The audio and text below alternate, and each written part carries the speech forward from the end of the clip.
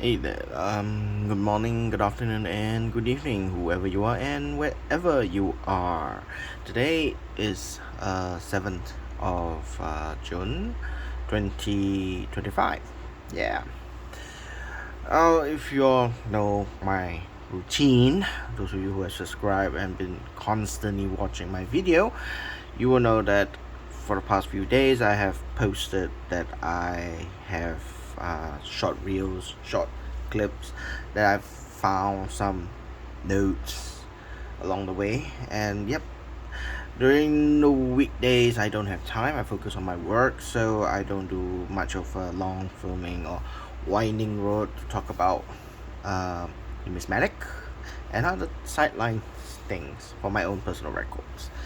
So yeah, as I have recorded in my short reel, the things that I've found is the last prefix for Shamsiah, for our last governor, the former governor, the last governor, for Nor Shamsiah, Tan Sri Shamsiah.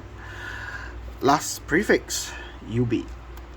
So that's one of the major highlight. I'm very happy that I'm able to find that one, because it took me long time to find Shamsiah's last prefix, and of course slowly and creeping it up, the general prefix for the new governor or the current governor, Rashid Ghaffur, is slowly picking up in the public.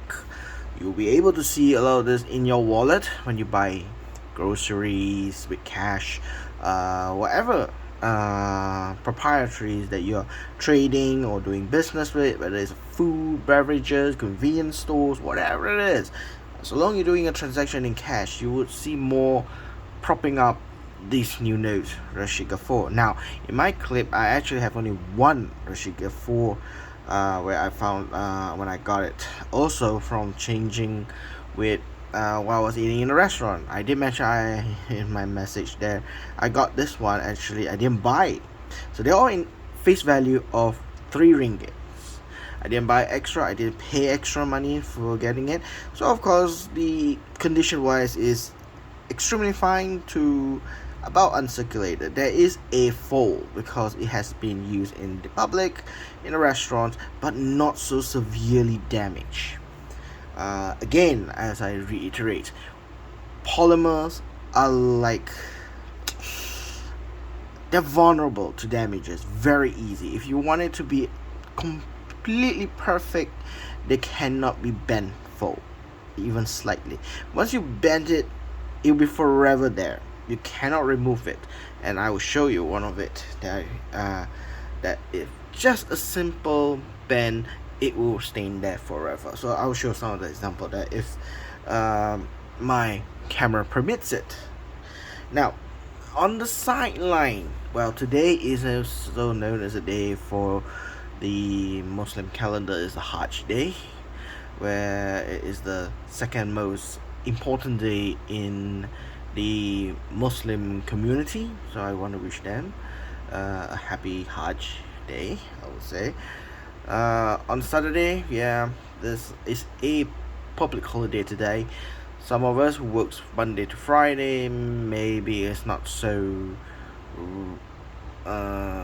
rewarding as a public holiday, but for those who work till Saturday, it's a rewarding day. So yeah.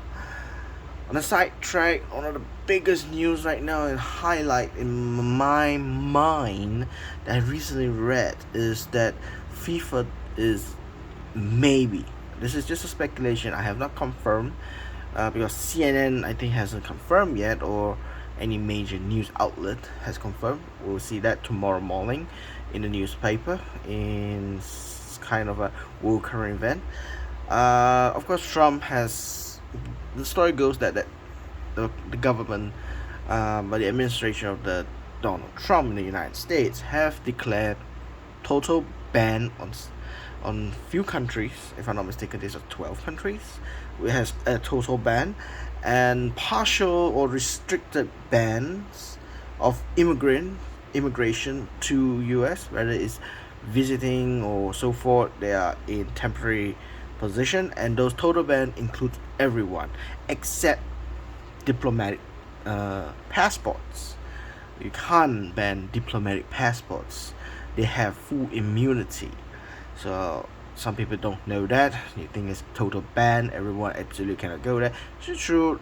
Not everyone can go there, including staff and so forth, unless they have a diplomatic immunity or a diplomatic passport. Then they are able to go to the United States. Other than that, a normal citizens or even a government servants of that country, you're not allowed to. So the country is like the nearest country that I know in is Laos in Southeast Asia. This one of the key rings, Iran or Iran. Some of you might pronounce Iran, but here myself, we pronounce Iran. They are total ban, and of course there are many other countries.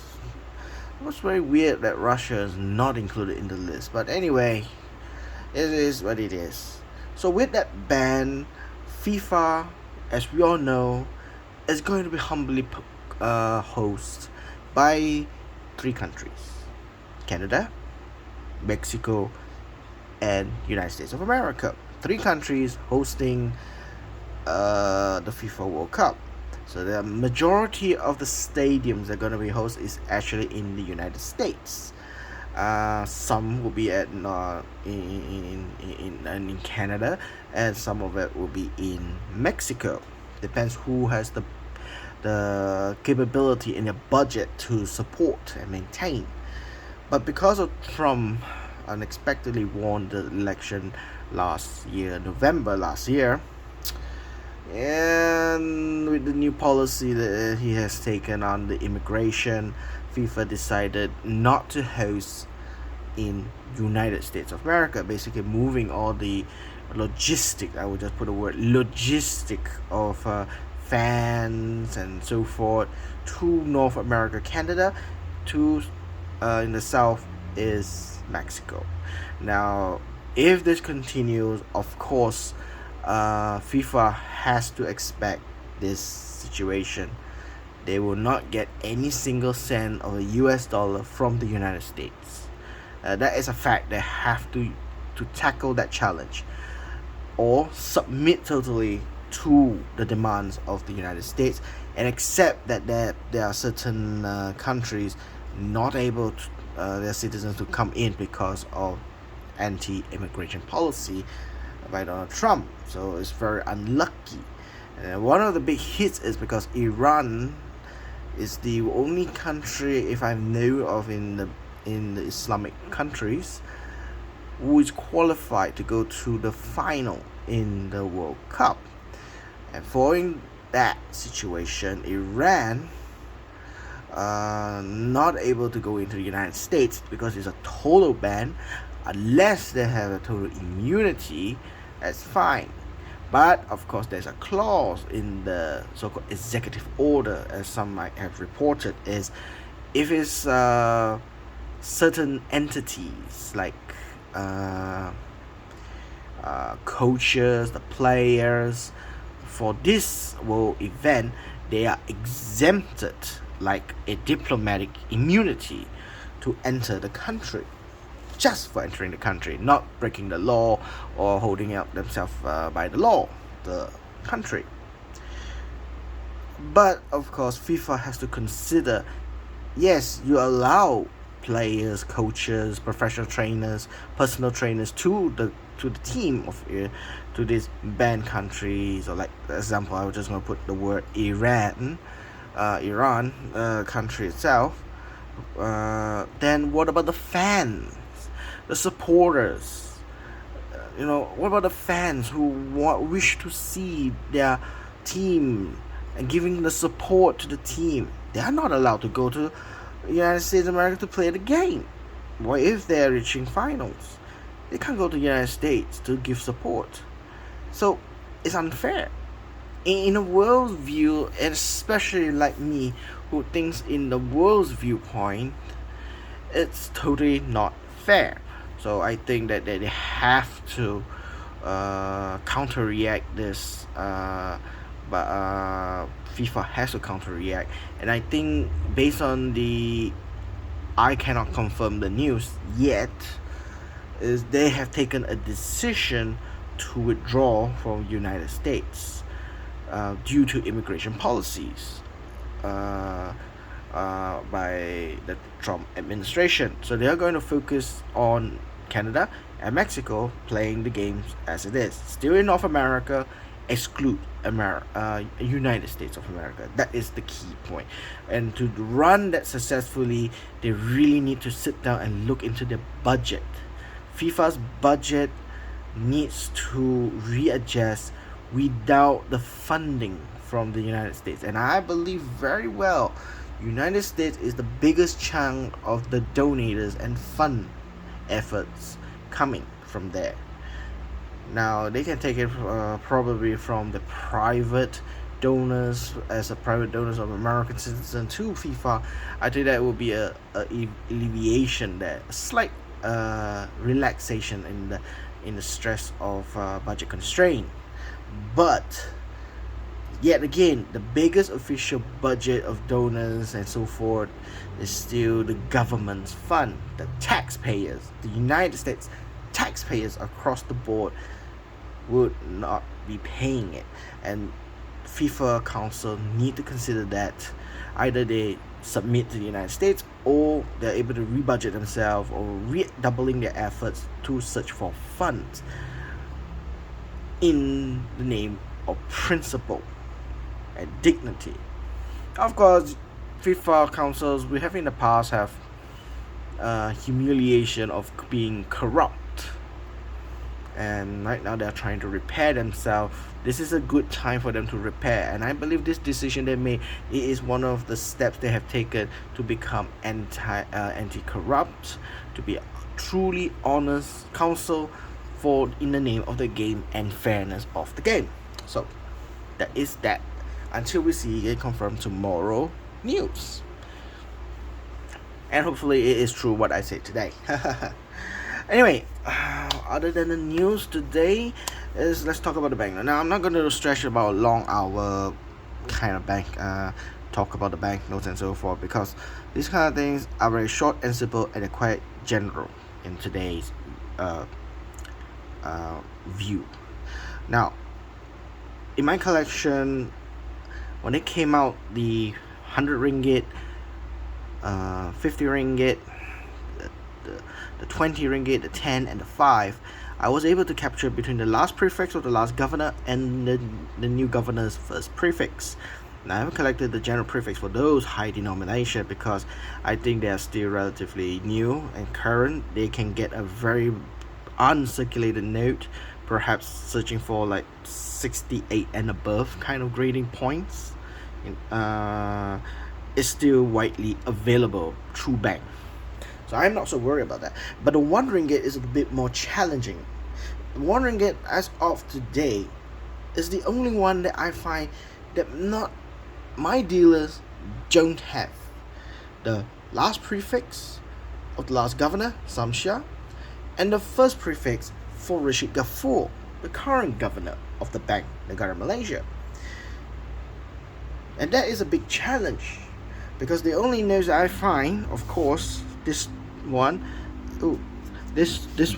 is actually a general prefix. I'm still looking for the first prefix and nobody seems to have it. So before we go to the Ringgit Ghaffur, I'll go through this one, Shamsiah. I got this one very lucky for 1 ringgit from exchange from a restaurant. I get my change from the restaurant. I pay for my food, my drinks, and I paid in a big denomination, so they exchange back. The change is one of this note, and I note this when I look at the prefix is UB. UB is actually the last prefix of the Shamsiah governor. For Shamsiah. So let's look into the book. This is the new book for Malaysia's catalogs, as you can see. This is the so-called 15 series is the current governor. Look at the 1 ringgit. Here we are. If you can see, first prefix is NP, which I don't have it. Normal one is prefix, general prefix is NQ to UA. And the last prefix for Tan Sri Ringgit Shamsiah is UB. Uncirculated is 15 ringgit. But at verify and extremely fine is still considered as 1 ringgit. But fear not, this number will appear in couple of ways. Like wine, it needs to be set and rest for many years before you can pop the cork and drink. Same goes to this. Isn't it like an investment? You put in 1 ringgit, its value is currently 1 ringgit. I say this note is probably at the low side of extremely fine. There's one major slit here, a fold, another secondary fold here. The rest of it in the corners, I think they're all perfect in my view.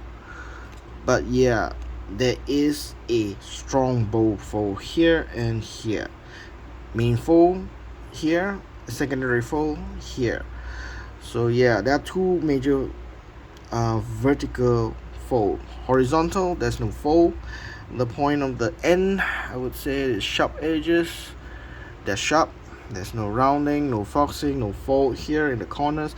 Still, and of course the ink, when I look at it closely, the area that is fold is always prone to being peeled. The color will peel off at the area where it's been frequently or very folded area. This one still holds up very well, which tells me this 1 fold is only 1 time being folded and then reopen it, and that's it. Could be less than 10 times, I would say, but normally when you fold more than 10 times, you will see crack lines or white color crack lines on the plastic. Polymer paper material on the banknote does that. When they are deteriorated, they will peel off on the corners, especially the area that is folded. Same behaviors on the paper. The paper is they crack until they disappear, and you see there is a lump hole here at the bottom. That shows indication that that is the hard fold in that area. Like one good example I can show right now, it's like this note. There I have it. Land Bank of China. 12 fine, of course. This is very special because this note is branch is Tianjin. I have not seen any auction house actually selling this one in the Tianjin branch. Most of it is actually Shanghai, and even the Shanghai one is already quite high and quite expensive. This one is more expensive, more rarer. But I only got one. I have not seen the other denomination other than the $5, 5 yuan in Tianjin branch, like the 10 and the 10. I have not seen them, so I'm still looking for it. That's how it is. So if back to the original, you can see the center here is the main fold line, so you can see up there is being curled up. If you can see it, there's a missing piece there, and the bottom is a missing piece down here, right here. Yeah, this indication is actually on the fold. Here is the main fold of the banknote, folded so many times, open close, open close, open close. The note itself at always this corner will deteriorate very quickly and rapidly, and eventually it's just flick off. It cannot hold together, and it will just flick off. A lot of those old banknotes that has a heavy fold will have this kind of scenario. So it's the same thing for polymer. Yes, it's the same thing as for polymer. If you fold it more than 10 times, open close of the banknote, then you'll see here white line cracks across. Now the plastic is they don't deteriorate like a paper, normal conventional paper, where they will flick off and missing pieces start to appear. This one is they don't disappear because it's plastic, it's polymer. The crack will become bigger and become whiter as the color of the ink itself will flick off, and you will see white lines or white patches start to appear across it. So that is the damage of the polymer banknote would happen or will occur. And it's a very annoying thing that, especially if you're looking for rare banknotes and so forth, it's a very big disappointment because some people try to bend the rules to try to fix it. To make it look a good condition. Some attempts on it, but I don't encourage, of course. Never ever repair the notes if you want to maintain its originality and you don't want to sabotage the note itself. You don't want to do plastic surgery on yourself to make it look fake. So same thing goes to this. And a lot of people say a coin, never ever clean the coin. The same concept for banknote. Never ever try to flatten it, never ever try to fix it. Now there's some people, they bend the rules a bit to flatten it so it looks nicer. If it's your personal collection, you're not going to sell it, that is fine. You can do it. It is your note. You can do whatever you want with it. Even you want to burn it, go ahead. It is yours. But if you are thinking as an investment, you're thinking of the potential going to sell it in the future to get a return, well, don't repair the notes. Ever. Don't attempt to. Whatever quality you got, keep it as it is. That's all. Now for a normal banknote, as I said just now, is if they can flatten it to make it look nice, they can bend the rule because paper is a bit more flexible. Polymer, on the other hand, is not. It has to be, if you want to get 70 out of 70, it cannot be touched and bent in sort of way anyhow to get 70. If not, you get 69. So polymer has a more difficult obstacle to get perfect score unless they were not tampered with by hand. Once you get one fold, the line is there forever. You cannot repair the line. You cannot fake the line to become flat again. Polymer is notoriously, I would say, unforgiving. As a banknote, it's unforgiving. And of course, as the best advantage for me in this polymer banknote is water resistant. So yeah, if you put this in the washing machine, when they come out from the washing machine and you wash your clothes, it will still be as it is. Nice note. But if you put a paper in and then you wash it in the tumbler, in the washing machine, it comes out all gone. They're destroyed. The banknote is totally wrecked. I've seen it before, and you can actually go into YouTube and find how the banknote looks like aftermath of the washing machine's fiasco. Then you know how it feels. Or if you have many notes of it, paper money, clumped into one stack in your wallet, and then you wash it in the tumbler and so forth, yeah, they're all going to merge together and they'll shrink. And you want to peel them off one by one, it would totally damage the note because it's gone. Whereas when you wash with plastic like polymer, it's still the same. Nothing's going to change. That is the advantage, and that is what was selling point in 1988 by the Australian engraving team. Well, Australia is the pioneers. They're the one who invented the polymer banknotes, and that was their selling point at that time. So of course we have other new selling points of the notes and blah blah blah. One of the most important thing is, other than it is of course it's related, other than it is waterproof, the main idea of using the low denomination in polymer or plastic rather than paper is because of its durability, its lifespan of the usage before it becomes wear and tear too much. A normal banknote probably would last about, if it's very constantly used, especially low denomination like 1 ringgit, 5 ringgit, and so forth. This 2 denomination in Malaysia is the only polymer. 10 ringgit and above is still paper. When they use it and cycles, it would last about 4 to 5 years if it's a paper.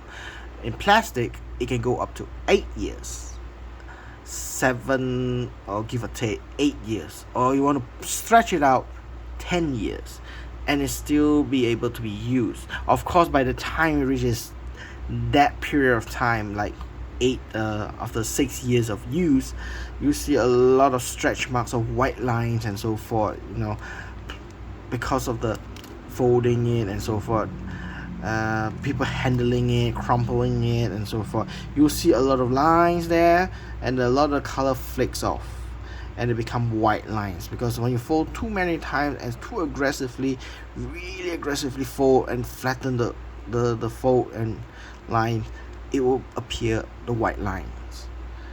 Now, even that, the images will still be able to be seen, most of the colors still be there. It's still legal tender compared to paper, because the most important general rule for it is there's no missing piece. The most important thing is there's no missing piece. The bank still accepts it if it's about no more than 20% is missing of the overall banknote. They still accept it as legal tender. If it's more than 50%, it's no longer legal tender. It's already gone. Depends on the countries. Each country has a different guidelines on how is it going to be remain as legal tender.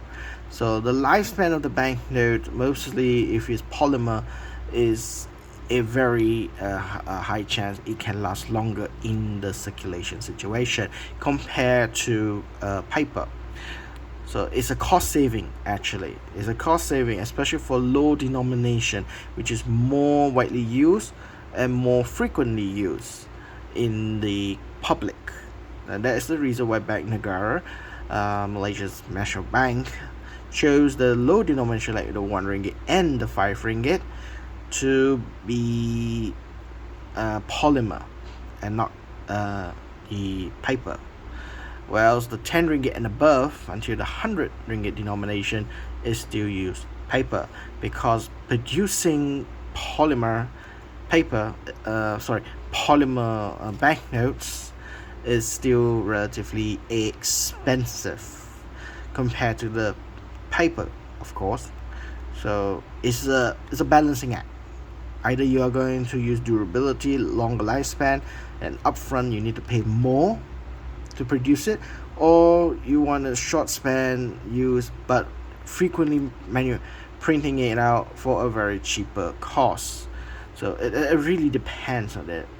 And another thing is, I'm not too sure about this, but many countries in tropical climates tendency not to print polymer banknotes because of the effects of the sun. Now we are at the equator zone, the most concentrated for sunlight, and one of the most stable in season. We only got wet season and dry season, but we got no cold weather, hot weather, just only hot weather, whether it's wet or dry. So living in this so-called equatorial zone climate, the UV penetration towards these areas are very high, and if this node exposed to UV very often and very high level, the node would deteriorate even faster. So it does defeat the purpose of the longevity of the node to be able to use up to 8 years. If the node is exposed to the UV light from the sun, and with the hot temperature, it would deteriorate the nodes much quicker compared to countries like European countries or South American countries where they have cold climates, especially like Australia. It seems to be alright. One good example that the country that actually changed from paper to polymer, and then from polymer back to paper. The reason they stopped using polymer and they printed the new banknote in polymer, which is what country is St. Thomas and Principe. Yeah, probably is that one. They actually use polymer. They have actually converted it to polymer, and that's how from the new notes they produce from polymer to paperback. They revert it back to the paper material, stating that it was stated that it stated that a lot of the banknotes deteriorated, the color deteriorates, and it won't last. The polymer plastic note doesn't last long, so the government actually decided to print back with paper, because paper actually lasts, but it, other than having to be aware on the water issue, but yeah, they make their decision to change back because of the UV light. So that's one of the reasons of one great idea about polymer. If you all think that or disagree my opinion, I don't mind. That's where you can put in to educate me more in the comments, if you all got comments on it or whatever, or more information needed, or you want to add more information, please do so. I'm willing to learn, and so forth. So yeah, this note is the only note that I found on Shamsiah, and is UB as the last prefix. So it's one of my collection that I've closed on this matter. The next one is this too. Hold on one moment.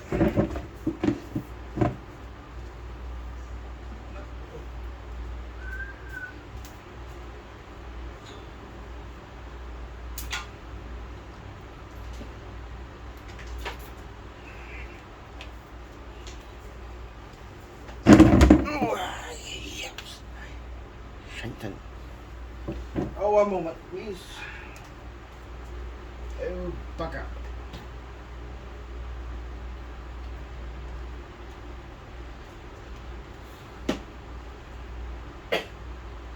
Oh, where is my cable?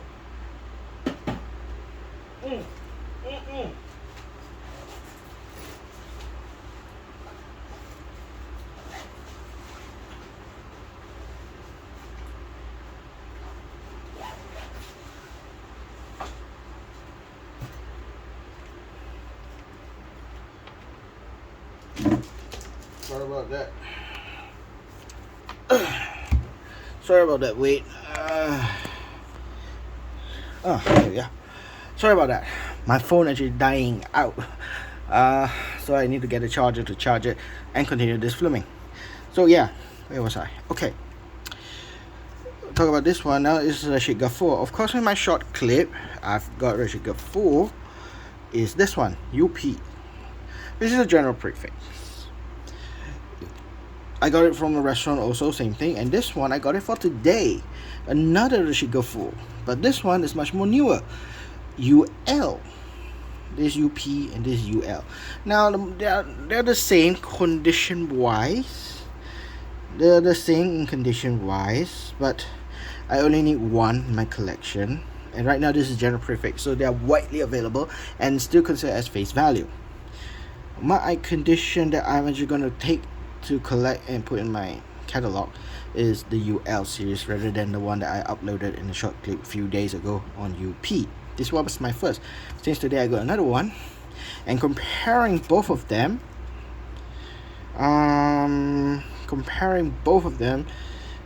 this one and this one, the fault line, this one is much more softer, this is much more harder, and that is one of my reasons I'm going to pick this one in my collection, and this one probably just spend it.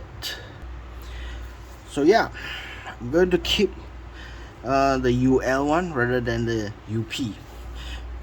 They have same condition, they have fold lines, but when I look at it under the light, this UP one has a very strong fold compared to this one, the UL. It has a softer fold. You can still see the fold, there are two fold lines, but the main fold lines I see here, as you can see, there is the bend area, is very soft compared to this one. This one is much more hard line, this is still much more soft line, but it's still visible. Again, polymer banknotes is unforgivable. It's very unforgiving, I would just say. Oh, why does it end here? Oh my lord, why? Living in this country's, so the ends are attracted to 1 ringgit. Probably because came from a restaurant. That is why it has a lot of sugary taste buds on the notes. You know, people's hand has probably sweet or something. That's why the ants are attracted to it, because I got this one from a restaurant, so I think it's not clean. Yeah, but anyway, where was I? Is yeah, the note is very clean, sharp and over edges. This is both of them are the same condition. I won't say is extremely fine. It would be the wisest grading point. Probably at 40. It won't be 45. Probably at 40 zone. Probably at a 40 zone. It won't be 45. But I noticed one of the thing is, I won't consider this error because probably there'll be a lot of it. You notice the 1 of the serial number vertically? It's not centered. It's pushed to the side at the end of each of the other denomination, like the corner of the 7, the far right of the 0 of the right side, the end of the termination of the left, the right side of the U line, and the L. That's where the 1 actually stands and put the long side. I don't know whether you can see it. You see that? It's actually shifted towards the right side, but it still terminates straight. So it's not really, I say, is an error. Normally the error is the numbers or the prefixes is shifted way beyond to the left or way beyond to the right, or gap between them very wide, up and down. This one is still within the range of all the 4 edges corner of the prefix or the prefix and the numbers. The 1 is just being pushed a line on the right side of the alphabet and the numbers. So it's a very weird one. Normally if you see is this one does have 1, so you can't see it. Yeah, this one you can see. Look at the 1 after the 2. It's right in the middle. Look at the 7. The vertical line of the 1 is at the center between the left end and the right end of each of those fonts. Where else this one is pushed to the vertical line of the 1 is pushed towards the right side. Now whether this is an error, in my opinion, no, it is not. It is a very normal note, so I don't consider this as an error. Now a lot of the sellers in Facebook I see is, to me, there's a lot of it ridiculousness. Some of them they say there's stain mark where there's a bulge of the number is being printed, ink smeared a little bit. To me, I believe PMG, when they graders, the third party graders, don't consider that as a error. But those ungraded notes, and they're trying to sell it as an attempt as an error. How do I say? It sounds fishy. It sounds scam. It sounds like scamming you on that. So a little bit intuition, a little bit how the third party grade, whether it's a potential when you send it out for grading, it comes back as an error, then there's a potential. But a lot of it when they sell to you didn't prove as an error. It looks a little bit deviation, a slight deviation. I mean, every production is not the same. They have different tonality and color. Would that be considered as a defect or an error? And some of them has a little bit facing off of the numbers. Does that cause as an error? I consider it as what? A defect, a minor defect that is within the tolerance, and that means it is still a normal note. So to me, this looks very interesting, looks fun. Some people might say it's an error, but to me it's not. It's normal. If I get back another note that is UL with a 1 and so forth, and comes back with this scenario, it's normal.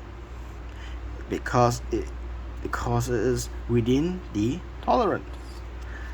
So, in that sense, this one for Rashid Ghaffur, our current governor, for the general prefix for UL, I'm going to keep it in my collection, and the UB for the governor, the former governor Shamsiah, the last prefix under UB, the only one that I've found. Even my dealers hasn't even found one in UB. So I'm still waiting. If he has a UB or the first prefix and the last prefix of the last governor and the first prefix of the current governor for those 1 ringgit uncirculated, I will buy them because they are worth the money in my collection, especially being my own country, my local country. So I think I should collect them in very brand spanking new, no fold and so forth. This will consider as my secondary collection in case in the future that I want to sell or somebody wants to buy from me. I am willing to sell this one to them in the future, of course, when I got another duplicate of this note. So currently I'm going to keep this one, and this one probably I'm just going to put it back in my wallet. I'm going to spend this 1 ringgit. Ha ha ha ha ha ha. Probably because it's general prefix. It's not first prefix or it's not last prefix kind of thing scenario. If it's a first prefix, even I have 2, even I have 3, tendency I will keep them all because they worth a lot of money. Okay, they're worth a lot of money if you keep it like a wine bottle in the cellar for the next 10 years or 15 years. Is sellable, is tradable, is auctionable. So there will be people hunting for it. Even now, a lot of people is hunting the old notes in the early 2000, 20 years ago banknote, 25 years ago banknote in Malaysia, similar design, but it was printed 25 years ago, governor's signature, first prefix like Zeti Aziz, like Governor Zeti Aziz, double A prefix, the first banknote came out in polymer or in paper in this design, first prefix double A, and then another one is triple A. So first prefix and last prefix, they are really sellable. The last prefix is depends because sometimes is UB is the indication how many numbers or quantities are being printed. This one I can say it's already printed 7.2 million based on the serial number 7217188 is basically 7,217,188 notes already printed. Who knows what is the next number and when they stop, because they won't be stopping at all 99999 because they have this. That's the thing. Last prefix, they always stop halfway or less quantity because they already printed the new one under UC 000001 for the new governor. So they won't be printing and continuously printing the old governor's signature. They will stop it, they'll halt it, and that's the last prefix. We'll continue the next alphabet prefix, which is UC, starting with 1 00001 for the new governor's signature. Okay, so there are some prefix have printed very little on this. On the last prefix, they have printed very little. The quantity is very little, and they have worth a lot of money. Some of them worth more than thousands of ringgit. Think that if you keep 20 years and it's a right note on a historic event, that note actually print out very little, less than 1 million or less than 100,000, it will shoot up very high. Oh, sorry. It will shoot up really high. Yeah, sorry, I actually try to use a new position of my tripod camera on the table. Normally I just stretch it out to the floor, but it occupies a lot of space and I can't actually drag my hand out. So if I put my camera just now on the table, which I try to get used to it, this is my second time doing it, I can reach out and get close to the cameras much easier. So that's why I actually accidentally tumbled. This is my second time actually doing the video. This is my second doing on the desk, and second time I actually accidentally push off my camera. So yeah. Well, among all that, I think that is all I would like to say today for tonight. In right now, that is all I have to say about the notes. Now, probably this month I won't have so many notes grandeur, because I noticed a lot of the auction house, a lot of notes are not so grandeur or very rare. Some of it is new to me, but in a very bad condition. But you know, just at the sake of my objective of collecting the variations, I will try and purchase it if the price is right. So at the moment, I won't have any wow banknotes. There's a lot of value and so forth. I think I capped out this month already. Actually, last month capped it out.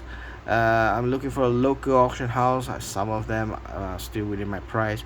From overseas, eBay, I actually try to put on hold on my purchase, and if I can, hopefully next month I will get something from them again, if the auction has something that I dream to have, and if I can afford it, I'll bid on it, and within my capital capabilities. Of course, we all love to buy every single note as much as we can, but we as responsible hobbyists or responsible numismatic collectors, you have to balance out the work life and your finance for your family, for yourself, and so forth. So sometimes people get carried away some in their buying and their purchasing, and they lose track on their finance quite often, I hear. So we all have to have restraint, discipline, and practice well. It's like gambling. It's no harm if you gamble a little bit. It's within your capability of your capital, but don't spend it all of your savings, your livelihood into gambling and lose it all. That is a very dangerous path, I would say, to go. And of course, some crisis life happen like this. A lot of religions straight away flat out ban it is illegal to gamble. I won't say which religion. It's up to you to figure it out on that one. But everyone has their own personal view, and this is one of my full personal view of my own. And that's why I do a lot of these videos. It's not really a clickbait video, to be honest. This video is meant for personally for myself, for my future self to watch again when I'm old, or try to recollect what banknotes that I bought on that time, on that day or that year, on a month, and just use YouTube as my place to put my information into YouTube's platform, or YouTube as a library, put all my video like books on the rack, on the shelves. But of course, in the other hand, rather than being private, why not share to encourage or inspire new or younger numismatic collectors out there to collect banknotes? Because even in my country today, in Malay and here, there are very very little younger generations collect numismatic for fun. Most of it, sadly, I find is the youngsters, they collect or buy and sell numismatic banknotes is for gaining profit or use it as a livelihood, because it started because during the COVID, a lot of jobs cannot get any possibility of jobs to work, and the only source of income is buying and selling banknotes, and a lot of people pick it up, especially younger generation. In my country, a lot of the younger generation started this trend to buy and sell rather than collect. So a lot of items has been inflated in price, but the difference between like the Pokemon cards or trading card games versus numismatic banknotes, the people who controls the price is mostly all old elderly people who are above 40, who has the capacity to buy rare items. They control the price because they are more wise people when they talk about buying for their collection. So they know how to value the items properly. If the youngers are trying to sell very high because it's very rare and cannot be found, they sell probably more than twice the actual value. Majority of the people who are the buyer, with the actual buyers to collect, won't actually buy it, and it will influence investors knowing that the price is inflated. They're also not going to buy it because when they buy it, when the investor buy it, they want to sell it also to gain a little bit profit. And knowing that the current price is been hyperinflated, why would I touch it? Even I keep it for 20 years, I won't get a profit, a cent. Probably break even, yeah, probably. But to sell it for a profit margin, no way, Jose. Because it was governed by a lot of the buyers, the actual genuine collectors, in numismatic hobbyists, the collectors, they actually buy it for collection. Even me, myself, I always hunt for something that is a reasonable price. Not too cheap, not too expensive, but in a reasonable price and fair. Because people's got to eat, people got to pay bills. And I understand a lot of those dealers, the sellers, they need to feed themselves, they need to pay for their livelihoods. So I don't rock bottom them to the ground for the sake of getting that note. It's not me. I'm not saying I'm religious, but I'm much more fair, and morality is there in my mind and heart. So that's important, not to exploit, and those who are exploiting should not exploit. So now I actually start know the behavior of the market and so forth of numismatic. A lot of times the price went up because a lot of the eager youngsters, the younger generations or similar age as me, myself, are buying it so that they can sell it to make a livelihood, not collecting. If you go back 10 years ago, a lot of the price is very low. Numismatic in those days are much more cheaper. They're much more lower because people are buying for collecting, not for investment. You haven't come to that point where a partial of the population of the world are considering entering into numismatic so that they can make a livelihood. Very little at the old days, very, very little. And for me, I can say I'm between the two transition people who collect for fun and pride and joy, and also to invest as a insurance, to invest it because it's a solid deal of the note that it will grow. Potentially it will grow in the future. It can beat the inflation probably. And when I say inflation, because a lot of notes that are rare ones and difficult to find, if you bought one, you keep it long enough, a lot of them actually double, triple their price tag. You actually beat the inflation. So if you put your saving into buying this note, it's kind of compounding your money like in interest, rather than going the conventional interest, making money through the bank savings. So yeah, that's one of the methods you can do it as a long-term investing of the bank notes.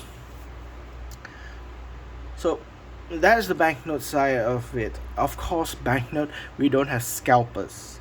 I noticed that when it comes to cardboard fun period for me, actually suddenly I kind of rekindled back to collecting Pokemon cards. Now I stuck myself in a strict position rule. Whatever I have passed in my time, other than the base set, the jungle set, the fossil, and the Team Rocket first generation one, probably I will still look into it to collect them, because I lived in those generations when I was a kid, in those generations. And after that, when I went to high school and then university, probably into college and university, I stopped playing Pokemon cards. They're in my storeroom, in the binder for a long period of time, blah blah blah. I didn't bother about the market, about Pokemon cards. Just recently I started to get inspired, because a lot of the part that I'm not right is something inspire me to go into the market. You have scalpers now. You have those people who are hungry, greedy ones, bought the whole bloody store of the booster packs so they can resell it to the honest collectors, especially kids. Remember, Pokemon cards are for kids. The objective is a game for the kids to have fun. Now it has become a wow areas of investors. In people buying it, scalping it, and then they sell it for double the price, and so forth. It becomes a stock, a physical. The card has become physical cryptocurrency scenario. They have faith in the cards, in the price, so they're buying it up, stacking it up, hoarding it, and then reselling it. I kind of very shocked that Pokemon cards supposed to be for kids to have fun became a adult money hungry greed. The simple word is greed. I kind of find it very disgusting in that. But the problem I had is I got inspired from them. There is a big potential. A lot of it cards, they are rare and so forth. But the fun part for me about Pokemon cards is you gotta catch them all. Finding the cards, put it in the binder, and finally you can say, I have completed that set. That is a relief that I never had since I was a kid playing Pokemon cards. I have never ever said that I played Pokemon cards and complete a set. So right now, for me, at this moment in time, probably I would try to complete a set. I'm focusing on one set, not going chasing just for purely because of the chase cards, as they call it, the most expensive card in the set. The most expensive card could be worth thousands of dollars, US dollars, and so forth. Trying to collect them in a very good condition, of course. Probably at a PSA grade 9 or 8. I won't go in 10 at this point because the price is debaucherously ridiculous. So I'm not going to purchase those 10 and so forth. But if the booster pack rewards me with a grade 10, that is potentially my luck and a good investment for future. If I need money, I can sell this Pokemon card that is graded 10, perfect score. It will be great. So, but for personal collection to as a hobbyist, condition wise, yes, I do care, but probably I go 8 or 9 or probably 7. So that is my kind of future objective of fun, to collect Pokemon cards. So gotta start one of them, and then hopefully eventually I would complete a set, and very very happy and proud to say that. Even banknotes itself, completing a set would be even difficult. The hardest part of collecting banknotes, there are two very important paths that is holding you completing a set or the series or whatever you call it. Number one, quantity. Depends on the denomination. If they printed in a denomination, whether it's the smallest denomination or the largest denomination, if the quantity is very little, they're going to be logically very difficult to find, and they're going to worth a lot of money. So you need to save a lot of capital to buy that note because they are very rare, very small quantity. The second factor is the denomination. Now I have one of the banknotes from America that I have. I got a $1, I got a $5, and so forth. Especially I got one is the 1914, the Federal Reserve note from New York branch, star note, at $50. But there's $100, which is already worth thousands of US dollars. Then they have $500, $1,000 denomination, $5,000 denomination, and the biggest denomination in U.S. legal tender at that time, 1914, is 10,000 US dollar note. How am I gonna get that note? Even if you can get it, the note, even if I found the note, which you can find it in United States, I have to go to United States to get that note. Okay? And even I get it, how am I going to pay it? How am I afford to buy it? It's too goddamn expensive. It's too damn expensive. The last sale for the $10,000 note, I don't know what year it is. I think it's probably 1923 or 28 or 36. The 10,000 US banknote sold around 350 to 380,000 US dollars. That's a slightly more than 1/3 of the million mark of a US dollar. And you imagine that I'm working my ass in ringgit. $300,000 converted to ringgit. This is already like 1, 2, 3, 4. It's ridiculous. It's almost like 13 million ringgit just to get a $10,000 banknote for the sake of completing a set. So even banknotes itself, for me to complete a set is going to be difficult task already, unless it's this kind of notes, the current notes. Yes, you can, but the older, the current banknotes, yes, you can. But the older ones, like that one, this note is already that expensive. What about the $5? The £5? What about the £10? Or even the £1,000 on this note? There is a £1,000 Australian banknote. How am I going to find that one and purchase it? Even I can find it from the most prestigious dealers. I'm sure they have it graded as is genuine. How am I going to afford to pay it? Those are the things that I never had one time of a great fulfillment in my life in collection, which is collecting a set and say I have completed it. Probably the easiest one is notes to complete a full set. The most easiest one would be Abkhazia, if I'm not mistaken, to pronounce correctly. Abkhazia, the one that is under Russia Federation. They have their own banknotes, legal tender, printed by Gosenak, by the Russian printing company. And the notes are legal tender. And there are only a couple of notes, probably less than 10 pieces of that note throughout from the first print until the current print. They only got 10 pieces or less. You can buy that and I can just say fulfillment. But the thing is, I don't collect Abkhazia banknotes because the earlier one looks very pretty, but the latest one looks very hideous. In my view, looks hideously ugly. The colors really don't match. So probably I don't able to collect that. Another one that is probably easy for me to collect, it depends how long I last, is a Chinese Lunar New Year's collection series. They follow the zodiac. This was the first issuance, the Dragon Zodiac. That was in 2024. And then in this one, this year is the year of the snake, 2025. They printed this one, and then the next year they're gonna print the next zodiac. There are 12 zodiacs.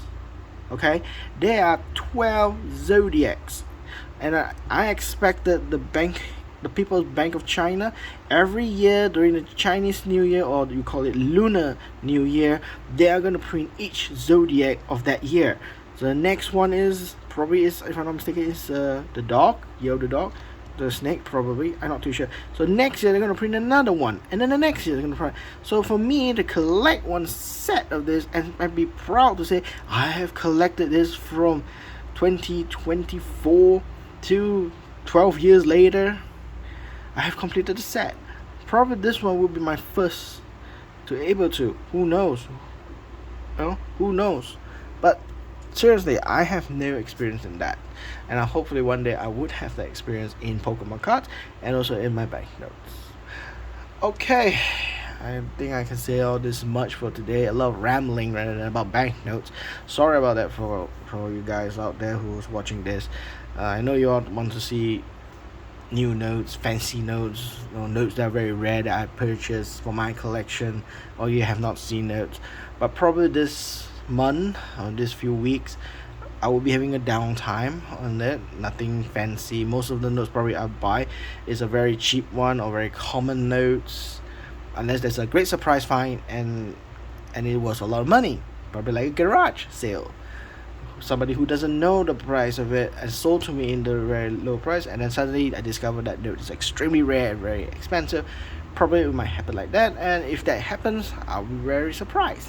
But highly unlikely, highly unlikely it will happen.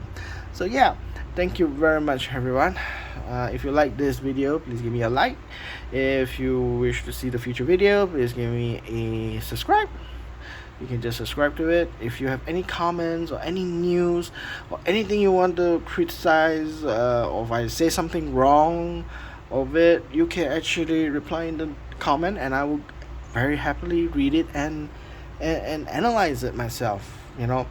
Knowledge is power, and knowledge is sharing out. Knowledge is a very, very wise weapon of choice. You don't hit people without giving a good sense of education and so forth. And I hope to learn something. If I make a mistake, I'll learn.